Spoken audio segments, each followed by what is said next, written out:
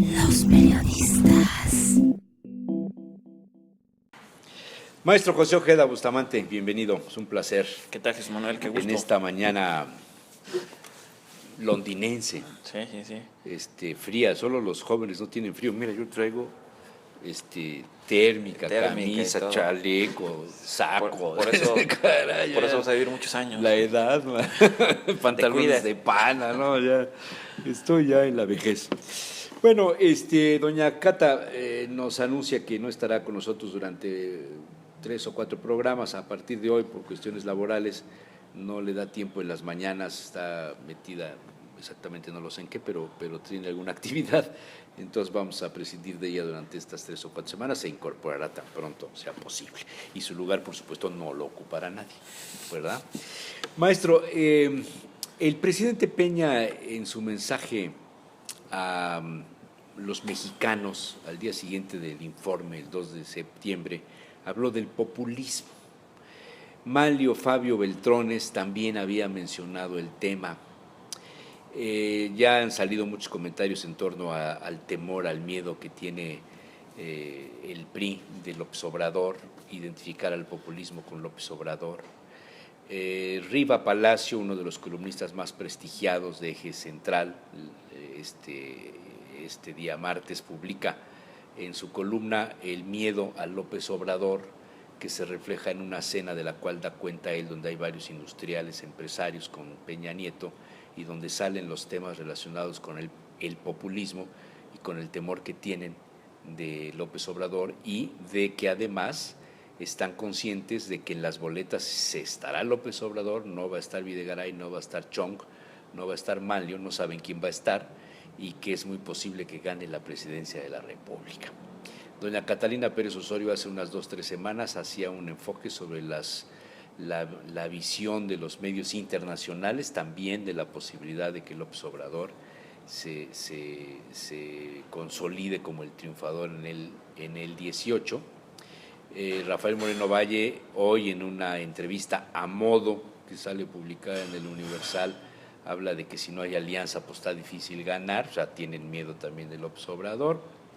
Y lo que me asombra, en las Naciones Unidas, después de la brillante exposición del Papa Francisco, por cierto, claro. de la no menos elocuente y brillante participación de Raúl Castro, hasta la lágrima, me parece interesantísimo, de las 2 participaciones también con posiciones sólidas en cada uno de sus papeles de Barack Obama y de Putin, la participación del presidente Peña Nieto hablando del riesgo del populismo. Dije, este es el tema con el maestro Ojeda. El populismo en las Naciones Unidas, o sea, ¿qué pasó? Sí. Qué interesante. En teoría política, explícame eso. Fíjate qué interesante reflexión del contexto internacional, de los principales actores, de los líderes a nivel mundial, y de repente que debería de estar al nivel nuestro presidente de la República, pues se pone al nivel de la aldea, ¿no? Si no se pone al nivel del como estratega, incluso hasta crítico, es decir, al final del día hablar de un tema de populismo, pues que quien lo hereda al país, quien lo abandera en el país, quien lo abonó durante muchos años, ahora es una amenaza, ¿no? Sale sangre por aquí, ¿no? Sí, y es un tema complejo, porque al final del día la reflexión que has hecho, el punto neurálgico es precisamente que el presidente pues parece que ya está en el tema sucesorio, ¿no? Es decir, ya está viendo cómo llenarlo de piedritas, un estilo Fox cuando con López Obrador, para variar, cómo empezó a hacer ese trabajo político partidista previo a las elecciones del 2006, ¿no? Y creo que es un tema súper coyuntural, que lo que nos habla es de que la madurez política de nuestros partidos, de nuestro presidente, de nuestra clase política,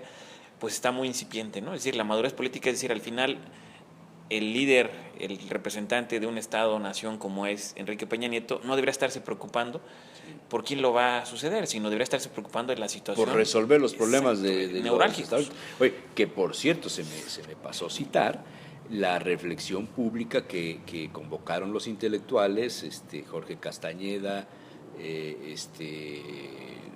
Rey Ceroles, Yo no recuerdo quiénes más otros. Bueno, se reunieron en la casa de Diego Fernández de Ceballos, varios intelectuales, Héctor Aguilar Camín, etcétera, este grupo. Entre salinistas y... Narro, Narro no, de la Fuente y algunos otros de ese corte, pensando a quién buscar como candidato para enfrentar a López Obrador. Claro. Sí, y eso es un tema que también el tema de los candidatos independientes, el caso del Bronco, se suman precisamente a lo que al contexto que está viviendo nuestro país, en el sentido, a ver, ¿quién le puede hacer frente a Andrés Manuel López Obrador? ¿No? Es decir, ya no hay otro candidato fuerte, aparentemente, ¿no? A ver cómo surge, cómo emerge alguien que pueda quitarle votos a López Obrador y que a lo mejor el PRI gane, o que pueda hacer una candidatura ciudadana que levante y pueda arrasar, ¿no? El caso de Bronco es muy interesante, o sea, lo que está haciendo un trabajo político con el PRI. Ya se acercó a Aguascalientes, a Puebla, ya ves todo. Y creo que eso es interesante, pues puede jalar, incluso puede ser que le quite al Revolucionario Institucional, o que el Revolucionario Institucional se sume a todo este movimiento que puede generar el Bronco. Pero ahora lo más importante es que el 2018 pues todavía le cuelga, y aquí lo más importante es qué tanto el Bronco puede cumplir en estos próximos meses, en estos próximos... ¿Cómo va a ser en la práctica su gobierno? Exacto, ¿no? Porque hasta ahorita pareciera ser más bien un ícono, ¿no? Exacto, sí. Como cuando el mío Cid gana la batalla, ya muerto nada más por montarlo arriba del caballo, que todo el mundo conocía, ¿no? Claro, si fueran las elecciones en el 2016, pues seguramente le alcanzaría toda esta... Sí, claro, pero estamos hablando de que ya tiene que ser gobierno. Ya siendo gobierno el desgaste es otro. Sí, que si logra hacerlo, ahí sí se volvería como el candidato ideal ciudadano que puede realmente generar un movimiento anti López Obrador. Eso yo creo que es interesante, y así ya se ha visto estos encuentros y desencuentros, más bien desencuentros entre López Obrador y el Bronco, ¿no? Pero regresando al tema del mensaje del presidente, yo creo que sí es un tema de que vuelva a desgastar la figura presidencial en el contexto internacional. Es decir, ¿quién? O sea, llevar el tema del populismo a las Naciones Unidas por Peña Nieto es subir a la plataforma internacional a López Obrador. Sí, es decir, no tiene sentido, pues. Por lo menos, a no ser que estuviera hablando de Raúl Castro y de Maduro, y de Nicolás Maduro, ¿no? Y de Evo Morales. O de Evo Morales, claro. Pero fíjate que interesante en el sentido, ¿a quién le habla desde la ONU?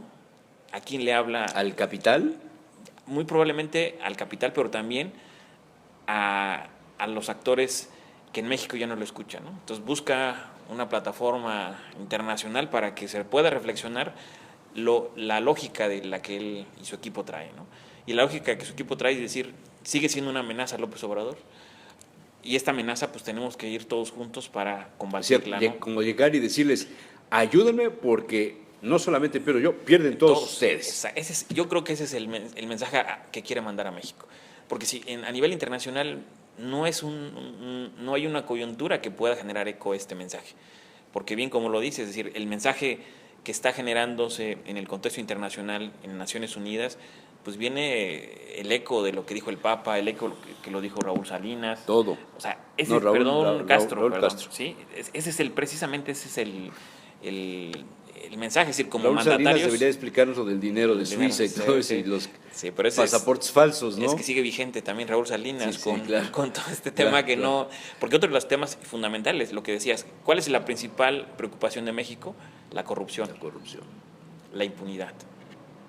Y creo que esos dos elementos son los que debería haber llevado, a ver si reconocemos que hay impunidad en México, que hay corrupción, pero vamos a combatirla. Ese hubiera sido un mensaje muy significativo, incluso hasta hablar de Ayotzinapa de alguna u otra manera, haciendo alusión a lo que sobre realmente se vive. La cercanía y con la cantidad de información que ha salido y con la intervención de la Comisión Internacional de los Derechos Humanos, que los resultados no fueron favorables a la investigación del gobierno. O sea, es un tema que está candente a nivel internacional. Y que el Congreso... Las marchas que hubo y los plantones en el mundo, el 26. Fue un hashtag el tema a nivel mundial. En el Congreso de Estados Unidos también va a generar una comisión, está buscando generar una comisión que se investigue, más que se investigue, que le pida información al gobierno mexicano con respecto a este tema. Es decir, el tema sigue creciendo más en el contexto internacional que nacional, en el Nacional, siguen todavía disfrazándolo, minimizándolo, pero el tema es que sigue latente y México, más que el mensaje de Enrique Peña Nieto, está latente los 43. Los 43, sí. Difícil el panorama para el presidente Enrique Peña Nieto, difícil porque Oye, pero ¿quiénes son sus aliados? ¿y los ¿no? asesores? Pues porque, ir a un escenario internacional es muy diferente de ir a inaugurar aulas o hospitales o carreteras. Exacto. O sea, estás hablando ante el Foro Mundial. Tienes toda la razón. Donde se discuten los temas internacionales de competencia mundial. Tienes toda la razón. En lugar de aprovechar ese foro para un tema fundamental para nuestro país, o utiliza un mensaje político de aldea. Como lo has dicho, llevó el tema aldeano a las Naciones Unidas. Ahora, pero también con esto que refieres, su equipo de verdad le interesa el desgaste de la figura presidencial, o a lo mejor lo están aprovechando, que se desgaste, para ver la forma de cómo poder privilegiar. Yo no entiendo mucho de eso, ya las técnicas modernas que se usan para la imagen, sobre todo en este caso la imagen corporativa de un presidente, que finalmente es la imagen política de un país hacia el exterior, pues yo creo que pasará por tamices muy especiales, muy, muy delicados, pero creo que de los presidentes que se han presentado ahí, que hay reseñas de Fidel Castro, ¿no? Que todo ese mensaje fue tremendo, o el ruso que se quitó el zapato y pegó, ¿te acuerdas de ese? No, o el de los mensajes que daba Porfirio Muñoz Ledo. Claro, o sea, Muñoz Ledo fue un brillante. O sea, que realmente generaban rumbo en las discusiones. Llevar el tema de decirle al mundo, aguas con el populismo, o sería contra Donald Trump, o sería contra... Pero en Podemos en España contra Carmena en Madrid. Pero con resultados que están dando. Sí, interesante. O será por el caso de la independencia de los catalanes, que votaron por el sí, aunque favor, no tienen muchos votos, pero tuvieron muchos escaños. Fíjate que es interesante. Si los medios internacionales, que yo me puse en la mañana a revisar el tema, si los medios internacionales... El New York Times no hay eco en el sentido de que hubieran agarrado el mensaje hacia ese populismo, ¿no? O sea, es más, pasa desapercibido ese mensaje del presidente, porque es donde le pone énfasis y donde se quiere generar la atención. El populismo en México pareciera indicar todo. Pero es que ni siquiera lo escucharon en México, ni siquiera lo hemos leído en México. O sea, ¿a quién le va a interesar? Yo creo que la clase, a la élite que seguramente está atenta a lo que se discute en la ONU, y seguramente la élite que le llega o que que mueve los hilos en Nueva York y todos esos grandes países, o más que países, centros económicos, pues muy probablemente ahí jalan, ¿no? Y jalan a los empresarios mexicanos, a ver, pónganle atención al presidente, ¿no? Pero más que eso, las discusiones que se han generado es que no ven como un peligro el populismo de Andrés Manuel López Obrador. ¿Tú crees Obrador. que los reflectores internacionales estaban pendientes de lo que iba a decir Peña Nieto? No.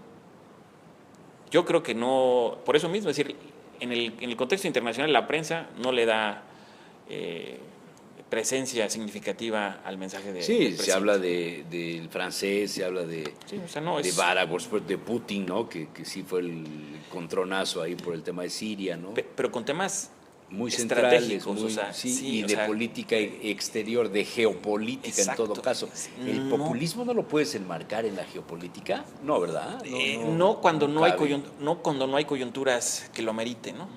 Es decir, no hay coyunturas, es decir, el caso de Cuba, el caso de Venezuela, el caso de Bolivia. Bueno, a lo mejor tiene una visión diferente de lo que estamos diciendo nosotros, pensando que si México cae en el populismo, que estuvo ya 70 años, volvería, puede unirse y puede formarse una corriente latinoamericana que ponga en riesgo al capital de los Estados Unidos. Claro, que en sentido estricto, el gobierno actual es un gobierno populista, pues. Sí. Si los programas bandera que tiene nuestro país, no de este sexenio, sino de hacia atrás, clientelar, son populistas. Es decir, ¿cuáles son los programas más significativos? Y esos programas más significativos, su esquema principal es el populismo, pero el mensaje es que no lo han tomado como populistas, ¿no? Y luego también algo interesante, es decir, que el mensaje que da también Peña Nieto refiere que los de izquierda y derecha, pero también se refiere a los programas populistas de izquierda y derecha de los estados. De los estados. O sea, es decir, que se va no solamente pensando en López Obrador, sino también en que los gobernadores en México, en nuestro país, no quieran utilizar ese esquema que pueda darle votos. Porque el tema del populismo lo refiere al voto, pues. Claro, es decir, claro. cómo jugar con la pobreza, cómo jugar con la marginación, con mensajes que son populistas, ¿no? Pues significativo el mensaje para mal, no para bien. Mal. Y creo que el presidente otra vez se está desgastando y no es el foro para desgastarse, ¿no? Y también Estoy de acuerdo. y saliendo del tema de lo de Egipto, que también se desgastó en este Por mismo unos turistas que estaban 2 kilómetros fuera de la ruta autorizada. Y así este es otro más, y creo que esos son de las cosas, por eso refería, porque él se está desgastando o su asesor lo están desgastando, ¿para qué? Para llevarlo al piso. Pero ¿para qué, no? Ay, ¿Quién lo va a levantar? Nanita. Bueno, maestro José Ojeda, Pues muchas gracias. Manuel, qué muy gusto. amable. Nos vemos por aquí la próxima Próxima semana. ¿De acuerdo? Muchas gracias. Listo. Es todo. Por hoy. Los periodistas.